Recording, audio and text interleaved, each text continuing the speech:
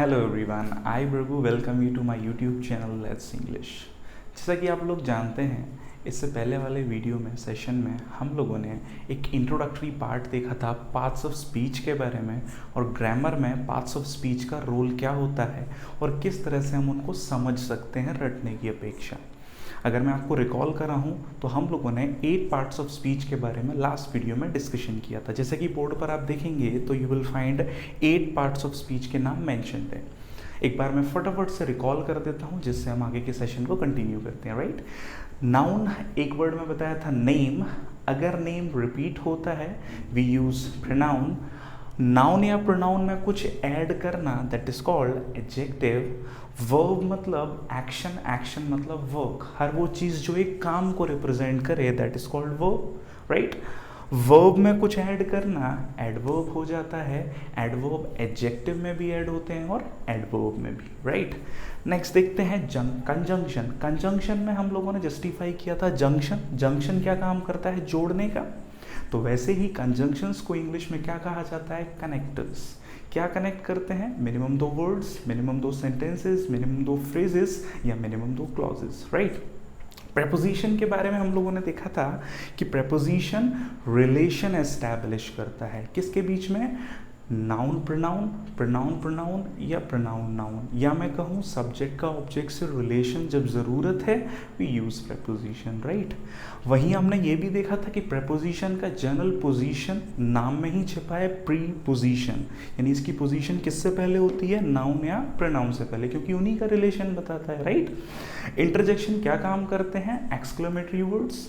Last में हम लोगों ने देखा था कि हम लोगों ने ग्रामर का एक टॉपिक इनिशिएट करने की कोशिश की थी जिसे हमने लास्ट में नाम भी दिया था टाइम एंड टेंस। राइट, मैंने आपको कहा था कि हम यहीं से शुरू करेंगे। ध्यान दीजिए, टाइम एंड टेंस का मतलब क्या होता है? सीधी सी बात, हम लोग बचपन से सुनते आए हैं टेंस का मतलब क्या होता है? काल।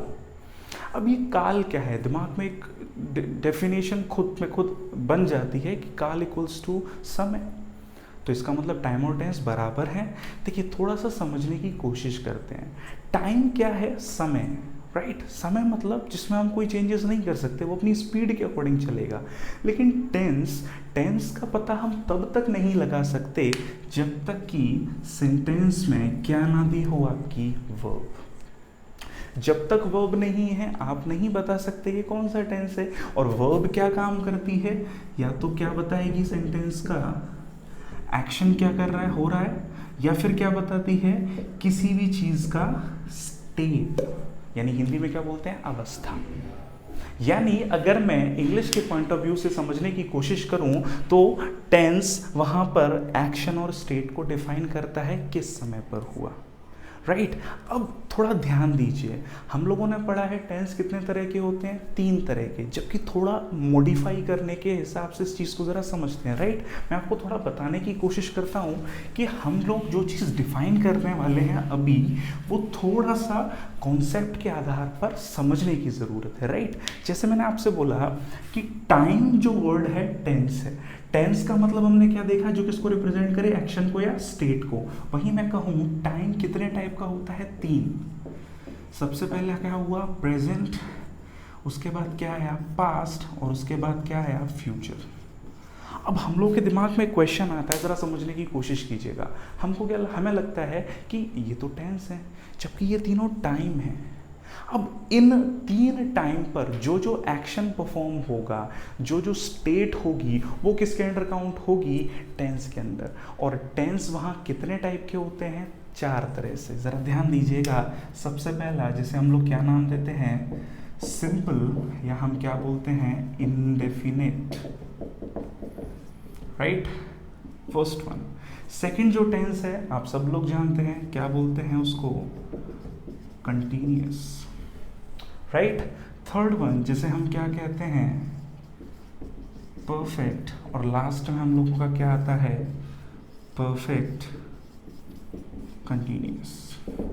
ध्यान दीजिए, ये 4 हमारे टेंस जब 3 टाइम पर परफॉर्म होते हैं तो कुल टोटल, यानी अगर मैं टोटल की बात करूं तो हम लोगों के टोटल टेंस कितने हो जाते हैं? 12। तो दिस इज द पॉइंट कि टेंस का मतलब क्या है कि एक्शन किस समय पर हुआ, यानी टेंस के लिए क्या जरूरी है, वर्ब, और वर्ब क्या डिफाइन करेगा, एक्शन या स्टेट, राइट। मैं आपको बहुत ब्रीफ इंट्रोडक्शन देता हूँ, बहुत आसानी से समझ में आएगा, ज़रा ध्यान दीजिएगा। मैंने यहाँ क्या लिखा हुआ है, सिंपल। सिंपल माने साधारण। साधारण का मतलब क्या है, जो रेगुलर हो या फिक्स हो, राइट। तो ऐसा कोई भी वर्क जो किसी समय रेगुलर हो या फिक्स हो, किस टेंस से बताया जाएगा, सिंपल, राइट। दूसरा, नाम से ही समझ में आता है, क्या लिखा हुआ है, कंटिन्यूस, यानी किसी भी चीज़ में निरंतरता। और निरंतरता बताने के लिए वर्ब में हम क्या ऐड कर देते हैं, आईएनजी। जरा ध्यान दीजिए अगले शब्द पर, क्या लिखा हुआ है, परफेक्ट। परफेक्ट शब्द का हिंदी मतलब क्या है, परफेक्ट मीन्स समथिंग जिसमें कोई चेंज नहीं करना, मतलब अपना एक्सटेंट है, पूर्ण जिसे बोल सकते हैं। जैसे हम लोगों ने टीवी शोज देखे होंगे, राइट। आप लोग जरा टीवी शोज के बारे में थोड़ा सा ध्यान देने की कोशिश करें। जैसे कोई भी रियलिटी शो है, सिंगिंग शो है, डांसिंग शो, राइट। तो जजेस बैठे होते हैं सामने, कंटेस्टेंट आता है, परफॉर्मेंस देता है, जजेस को बहुत पसंद आता है, तो जजेस क्या बोलते हैं, it was a perfect performance. तो ये परफेक्ट शब्द का यूज कब किया, जब वो काम कंप्लीट हुआ। तो किसी समय कोई काम कंप्लीट हो और उसका इफेक्ट अगर दर्शाना है तो हम किस टेंस का यूज करते हैं, परफेक्ट का। और परफेक्ट टेंस के लिए वर्ब किस फॉर्म में आती है, थर्ड फॉर्म में, राइट। जरा आखिरी में ध्यान दीजिए, क्या लिखा है, परफेक्ट कंटिन्यूअस। परफेक्ट के लिए थर्ड फॉर्म, कंटिन्यूअस के लिए आईएनजी फॉर्म। अब यहाँ पर इस टेंस का यूज कब करना है, ध्यान दीजिए। कोई काम जारी है, कंटिन्यूअस, कब से जारी है, यानी समय का कंप्लीशन, तो हम किस टेंस का यूज करते हैं, परफेक्ट कंटिन्यूअस का। और यहाँ ध्यान दीजिए, हम फॉर्म ऑफ वर्ब क्या यूज करेंगे, थर्ड फॉर्म के लिए क्या यूज करते हैं, बीन, और कंटिन्यूटी के लिए वर्ब में क्या ऐड कर देते हैं, आईएनजी। तो परफेक्ट कंटिन्यूअस में आपका डिस्क्रिप्शन क्या रहता है कि बीन टाइम ड्यूरेशन कंप्लीशन बताता है, और आईएनजी फॉर्म कार्य में निरंतरता, continuity. This is what the brief introduction about time and tense. हम जब चैप्टर पढ़ेंगे तो और अच्छे से समझने की कोशिश करेंगे। ध्यान दीजिए, अगला जो हमारा ग्रामर का पोर्शन आता है, आजकल इंग्लिश में बहुत इंपॉर्टेंट कंसीडर किया जाने लगा है। हालांकि कॉम्पिटिटिव एग्जाम में उतने क्वेश्चन नहीं बनते, लेकिन चूंकि इंपॉर्टेंट माना जाता है तो थोड़ा सा हम लोगों को उसको समझने की ज़रूरत है। आप लोगों ने सुना होगा एक वर्ड, आर्टिकल। सबसे पहला क्वेश्चन, क्या आर्टिकल पार्ट्स ऑफ स्पीच में आते हैं? बिल्कुल नहीं। कल भी हमने देखा, तो स्टार्टिंग में भी हम लोगों ने जस्टिफाई किया, कहीं नहीं था। उसका रीज़न क्या है, क्योंकि आर्टिकल पार्ट्स ऑफ स्पीच में से ही एक पार्ट ऑफ स्पीच या एक से ज़्यादा पार्ट ऑफ स्पीच में आपको इंक्लूडेड मिलेगा। कैसे, ज़रा समझने की कोशिश करते हैं। आर्टिकल यहाँ पर थोड़ा सा डिफाइन करते हैं हम लोग। मैंने जैसे यहाँ पर एक वर्ड लिखा, ध्यान दीजिए क्या लिखा है, बॉय। बॉय क्या है, नाउन, राइट। अब नाउन में कुछ ऐड होता है तो उसे क्या बोलते हैं, कल ही बताया, एडजेक्टिव। मैंने यहाँ बोला गुड बॉय, तो गुड क्या हो गया, एडजेक्टिव, राइट। अब मैंने यहाँ पर एक और वर्ड लिख दिया, समझने की कोशिश करते हैं, गर्ल, ठीक। अब मैंने यहाँ पर गर्ल से पहले लिख दिया एक वर्ड, वन। अब ये वन किस में ऐड हो रहा है, गर्ल में। गर्ल क्या है, नाउन। नाउन में ऐड हुआ तो क्या बोल दिया, एडजेक्टिव, हाँ या ना। अब ज़रा ध्यान दीजिए, इंग्लिश में हम वन को ए और एन से रिप्रेजेंट कर सकते हैं, हाँ या ना। तो अगर मैं वन गर्ल को यहाँ क्या लिख दूँ, अ गर्ल, तो गर्ल क्या हुआ, नाउन, और नाउन में ऐड हुआ तो क्या बन गया, एडजेक्टिव, यस। तो आर्टिकल इंग्लिश में जनरली क्या काम करते हैं, एडजेक्टिव का ही। और एडजेक्टिव में भी इन्हें एक नाम दिया जाता है, डिटर्मिनर्स। डिटरमाइन करना, ज्ञात करना, कोई नाउन डेफिनेट है या इनडेफिनेट। तो ध्यान दीजिएगा, जनरली आर्टिकल इंग्लिश में क्या काम करते हैं, एडजेक्टिव का। अब आर्टिकल एडवर्ब का काम भी करते हैं, वो मैं आपको जब हम चैप्टर पढ़ेंगे तब बताऊंगा किस तरह से, राइट। तो ग्रामर के ये कुछ आपके इंट्रोडक्टरी चैप्टर्स हैं जिनको आपका इंट्रोडक्शन पता होना चाहिए। अब आपको पता होगा आर्टिकल कितने टाइप के होते हैं। अगर मैं टाइप्स की बात करूं तो दो तरह के हो जाते हैं। फर्स्ट वन, जिसे हम क्या नाम देते हैं, इंडेफिनिट आर्टिकल, राइट। और दूसरा क्या हो जाता है, डेफिनिट आर्टिकल। इंडेफिनिट आर्टिकल में क्या काउंट करते हैं हम लोग, ए और एन को, और डेफिनिट में क्या काउंट करते हैं, द को। इनके यूजेस क्या हैं और सबसे ज़्यादा इनका कॉन्सेप्ट क्या है, क्यों यूज़ करते हैं, वो जब हम आर्टिकल चैप्टर पढ़ेंगे तो मैं आपको अच्छे से एक्सप्लेन करने की कोशिश करूँगा। राइट, अभी हम इंट्रोडक्शन देख रहे हैं, सारे ग्रामेटिकल और कॉन्सेप्चुअल चैप्टर्स जो हम पढ़ने वाले हैं। नेक्स्ट जो बात आती है, द मोस्ट इंपॉर्टेंट थिंग, जिसके बारे में लोग बोलते हैं कि ये कभी जस्टिफाई नहीं हो पाती, दैट इज कॉल्ड वोकैबुलरी। अब देखिए, वोकैबुलरी आप किसी भी एग्जाम को देने जाएंगे, अपीयर होंगे, तो you will find questions related to synonyms, antonyms, right. इसी में हम लोग इंक्लूड कर देते हैं क्या, इडियम्स, फ्रेजेस, राइट। तो आप मेजरली इन 3 सेक्शंस को देखेंगे वहां पर, वोकैबुलरी का पार्ट है। नेक्स्ट जो हमारा पार्ट आता है, जिसे हम लोग क्या नाम देते हैं, कॉम्प्रहेंशन। जरा ध्यान दीजिए, कॉम्प्रहेंशन का मतलब क्या होता है, समझ। अब आरसी जो होता है, आप जरा समझिए इसको, फुल फॉर्म क्या होती है, रीडिंग कॉम्प्रहेंशन, यानी किसी चीज़ को समझना कैसे, रीड करके। तो ऑब्वियसली आपको यहाँ पर अपनी रीडिंग स्किल एनहेंस करनी होगी। इसी के अंडर 2 इंपॉर्टेंट टॉपिक जस्टिफाई होते हैं, आजकल इंग्लिश में बहुत क्वेश्चन पूछे जा रहे हैं। सबसे पहला, जिसे हम लोग क्या नाम देते हैं, पैराजम्बल्स, या मैं कहूँ पैराजम्बल्स को सेंटेंस रीअरेंजमेंट भी कहते हैं। दूसरा, जिसे हम लोग क्या नाम देते हैं, क्लोज पैसेज या क्लोज टेस्ट।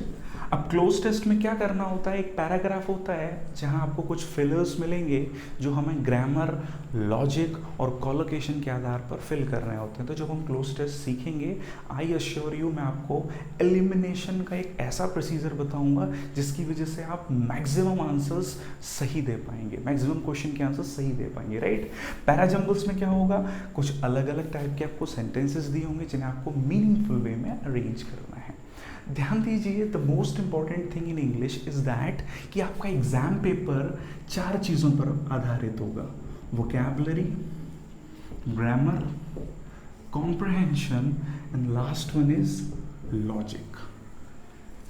ये 4 फैक्टर्स पर हमें काम करना है, और इन 4 फैक्टर्स पर जितना ज़्यादा हम काम करते जाएंगे, चीज़ों को हम जस्टिफाई करते जाएंगे, राइट। अब किस तरह के क्वेश्चंस बनते हैं, किन चैप्टर्स से कौन कौन से क्वेश्चंस आजकल बनने लगे हैं। इंपॉर्टेंट बात यह है कि हमें चैप्टर्स से ज़्यादा ये चीज़ पर ध्यान देना है कि कॉम्पिटिटिव इंग्लिश में how many types of questions are there, और जिन पर ज़्यादा फोकस किया जा रहा है, राइट।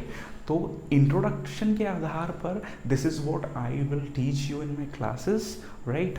थोड़ा सा आप लोग बस कॉन्शियस होकर रहिए।